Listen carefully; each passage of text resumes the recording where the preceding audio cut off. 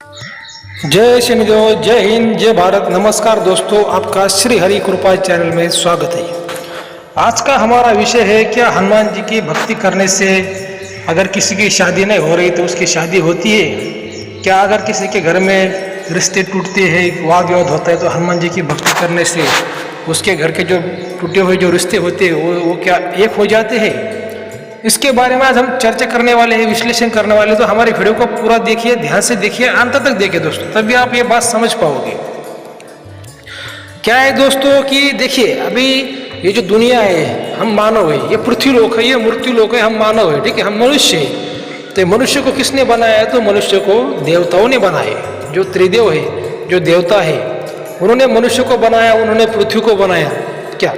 तो जैसे देवताओं में जैसे अधिकार होते हैं वैसे ही मनुष्य में भगवान ने अधिकार बनाए, ठीक है। अभी मनुष्य में कौन से अधिकार है? देखिए, अभी हमारी जो मनुष्य की व्यवस्था कैसे होती है, अभी कौन सा भी देश हो, हमारा भारत देश नहीं, कौन सा भी देश हो, तो हर देश में व्यवस्था कैसी होती है? तो पहले राष्ट्रपति होता है, उसके बाद प्रधानमंत्री होता है, उसके बाद मुख्यमंत्री होता है, फिर सांसद होते हैं, फिर MLA होते हैं, ठीक है। सबसे बड़ा राष्ट्रपति का पद है, लेकिन चलाते कौन है? पंतप्रधान चलाते हैं, PM चलाते हैं देश को। हर देश में ऐसा ही है, कुछ देशों में थोड़ा कम ज़्यादा हो सकता है, लेकिन कॉमनली मैं आपको बोल रहा हूँ, ठीक है। तो वैसे ही स्वर्ग में क्या है दोस्तों कि वैसे ही स्वर्ग में हर कारक का देवता अलग है, उससे बड़ा देवता। अगर वो देवता हमारी बात नहीं सुनता तो फिर उससे बड़ा देवता होता है, हमें उसके पास जाना पड़ता है। वो नहीं सुनता फिर उससे भी और बड़ा होता है। क्या हमारे भी हिंदू धर्म में वैसी ही व्यवस्था है।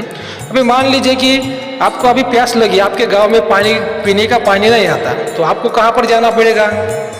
जो आपके जल मंत्री है, जल मंत्री के पास आपको जाना पड़ेगा। क्या? क्योंकि पानी का काम उनके पास है। समझ रहे हैं ना आप मेरी बात? पानी का काम उनके पास है। अगर जल मंत्री आपका नहीं सुनते तो फिर आप कहाँ पर जाओगे? CM के पास जाओगे, जो आपके मुख्यमंत्री राज्य के, स्टेट के, उसके पास जाओगे। अगर मुख्यमंत्री आपकी बात नहीं सुनता तो फिर आप प्रधानमंत्री के पास जाओगे। क्या? वैसे दोस्तों, देवताओं में वैसी व्यवस्था है। क्या? अगर किसी की मान लीजिए कि शादी नहीं हो रही, किसी की शादी अगर नहीं हो रही दोस्तों, तो शादी का कारक ग्रह कौन है? कारक देवता कौन है? तो दैत्य गुरु शुक्राचार्य। कौन है? दैत्य गुरु शुक्राचार्य। ये स्त्री के कारक है, पत्नी के कारक है। क्या? पत्नी के सुख के कारक है। तो आपको उनके मंत्रों का जाप करना चाहिए, उनकी विधि करनी चाहिए, उनकी पूजा करनी चाहिए। तो तब आपको हो सकता है कि अगर आपके भाग्य में है तो उसमें वो कुछ कम ज़्यादा करके आपको स्त्री का सुख आपको दे सकते हैं, चाहे आपके पति पत्नी मोटा हो, चाहे आपकी जल्दी शादी ना हो रही हो। क्या? क्योंकि जो स्त्री के कारक हो दैत्य गुरु शुक्राचार्य। तो लोग, ये ब्राह्मण लोग क्या बोलते हैं कि चलो जाओ बजरंगबली के पास जाओ, हनुमान जी के पास जाओ, उनको जल चढ़ाओ, उनका अभिषेक करो, उनकी भक्ति करो, तुम्हारी शादी हो जाएगी। और थोड़ा सोचिए, जो ब्रह्मचारी व्यक्ति है, श्री हनुमान जी जो है वो ब्रह्मचारी है, उनका जो कारक तत्व ब्रह्मचार्य का है, ब्रह्मचार्य का पालन करना है, सेवा करना है, क्या रक्षण करना है, बाहुबल है उनके पास। उनके जो कारक तत्व क्या है कि बाहुबल, रक्षण करना, सेवा करना, क्या, और ब्रह्मचार्य, ज्ञान, तपस्या, ये हनुमान जी के कारक तत्व है। तो हनुमान जी आपको पत्नी कहाँ से ला कर देंगे? हनुमान जी का जो मंदिर होता है वो गांव से दूर होता है, गांव के बाहर होता है, क्योंकि वो ब्रह्मचारी व्यक्ति है, उनके पास स्त्री भी नहीं जा सकती। तो आपको पत्नी स्त्री आपको कहाँ ला के देंगे? आपको थोड़ा समझिए मेरी बात। क्या? ब्रह्मचारी जो साधु होता है, जो भगवान होता है, वो आपको पत्नी नहीं दे सकता। कैसे दे सकता है आपको पत्नी? क्या? मान लीजिए कोई भगवान आपको दे भी सकता है अगर आप उनकी बहुत बड़ी भक्ति कर दी, लेकिन उनके पास वो तत्व नहीं, उनके पास वो अधिकार नहीं है दोस्तों। क्या? जैसी हमारी मानव व्यवस्था है, जैसी हमारे जो देश चलते, जैसी व्यवस्था होती है, वैसी भगवान में व्यवस्था होती है। क्या? उनके पास वो अधिकार नहीं है, वो अधिकार दैत्य गुरु शुक्राचार्य के पास है। उनके शरण में जाइए, उनकी सेवा करिए। हनुमान जी आपको बीबी लाकर नहीं देंगे। क्या?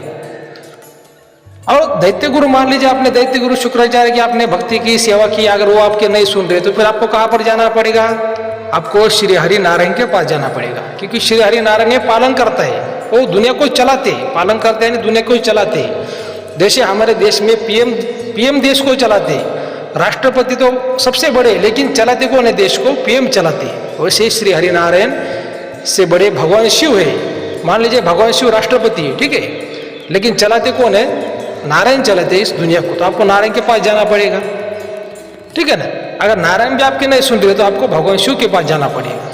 वैसी हमारी व्यवस्था है। क्या है कि हमारे हिंदू धर्म में भी बहुत अंधश्रद्धा है, बहुत अंधश्रद्धा पर लोग जो है वो लूट करते हैं, कुछ ब्राह्मण लोग भी इसकी लूट करते हैं, ये काल सर्प योग के नाम पे लूट करते हैं, कोई ज्योतिष भी लूट करते हैं। देखिए दोस्तों, जब हमारा जन्म होता है तब हमारा भाग्य लिखा जाता है, उसमें आपको कितना सुख मिलेगा कितना दुख मिलेगा उतना ही आपको जीवन में मिलता है। आपने किसी भी भगवान की ज़्यादा भक्ति की, कम भक्ति की, कितना भी पूजा की, कितना भी पूजा पाठ किया, तो भगवान इस जन्म में आपको तुरंत फल नहीं देते। क्या फल मिलता है, लेकिन आपके खानदान को मिलता है, आपके बेटे को मिलता है, आपके बेटी को मिलता है, या आपको मिलेगा तो अगले जन्म में मिलेगा। क्या ये आपके अंधश्रद्धा है कि मैं राम राम बोलूंगा 10 बार तो मुझे भगवान बहुत बड़ा अमीर बनाएंगे, मेरी जल्दी शादी करेंगे, ये आपके अंधश्रद्धा है दोस्तों। जो लिखा है वो तो होगा ही होगा। और थोड़ा सोचिए दोस्तों, अगर इंसान को, अगर मान लीजिए कि जो भगवान की भक्ति करने से अगर आपका अच्छा होता है, मान लीजिए अभी कुछ ब्राह्मण लोग बोलते हैं कि भगवान की भक्ति करो तुम्हारी जल्दी शादी हो जाएगी। ठीक है, भगवान की भक्ति करने से अगर तुम्हारा जल्दी तुरंत आप तुम्हारी 6 महीने में 1 साल में शादी हो रही है, मतलब भगवान तुम्हारा अच्छा कर रहे हैं, तो भगवान के दर्शन में जाने वाले जो लोग होते हैं उनकी मृत्यु क्यों होती है? भगवान उनके क्यों नहीं बचाते? क्या भगवान उनको क्यों नहीं बचाते? वो तो भगवान के दर्शन के लिए जा रहे थे, छोटे छोटे बच्चे थे, बूढ़े आदमी थे, बुजुर्ग आदमी थे, कुछ जवान थे, औरतें थी, पुरुष थे उसमें, तो भगवान ने उनको क्यों नहीं बचाया? क्यों नहीं बचाया? कभी कभी तो ऐसा एक्सीडेंट होता है, ऐसे मतलब कोई बाढ़ आ जाती है, भगवान के जो दर्शन के जो भक्त जाते हैं उनकी ऐसी मृत्यु हो जाती है कि उनकी लाश भी नहीं मिलती, तो भगवान को उनको बचाना चाहिए ना। देखिए दोस्तों, भगवान बचाता भी नहीं है, भगवान मारता भी नहीं। क्या जो आपने कर्म किया है पिछले जन्म में, वो भाग्य लेकर आप इस जन्म में आए। आपका जन्म तय है, आपकी मृत्यु तय है, आपकी शादी तय है, आपको कितना सुख मिलेगा वो तय है, कितना दुख मिलेगा वो तय है। भगवान उसमें कम ज्यादा नहीं करता। आपकी जो भक्ति है, भक्ति किस लिए की जाती है? वो मुक्ति के लिए भक्ति की जाती है, कुछ पाने के लिए भक्ति नहीं की जाती। ठीक है, तो दोस्तों आप मेरी बात समझ रहे होंगे कि देखिए, आपकी अगर किसी की शादी नहीं हो रही तो आप किसी अच्छे ब्राह्मण को कुंडली दिखाइए, अच्छे ज्योतिष को आप कुंडली दिखाइए। क्या वो कुंडली ही आपका भाग्य है, तब आप समझ पाओगे कि आपकी शादी क्यों नहीं हो रही। ठीक है, आपकी शादी कब होगी। और क्या है कि जो ब्राह्मण ऐसे देखते हैं, ऐसे बोलते जाओ हनुमान जी को जल चढ़ाओ, ऐसी साधना करो, वैसे उसमें क्या है कि जो भले लोग होते हैं, आम आदमी होते हैं, वो इतने परेशान हो जाते हैं। सुबह 4 बजे उठते, जल चढ़ाते, भगवान की भक्ति करते, परेशान हो जाते हैं। क्या ऐसा परेशान होने की जरूरत नहीं दोस्तों। क्या आपको सही रास्ता मिलना चाहिए, सही रास्ता दिखाने वाला गुरु आपको चाहिए।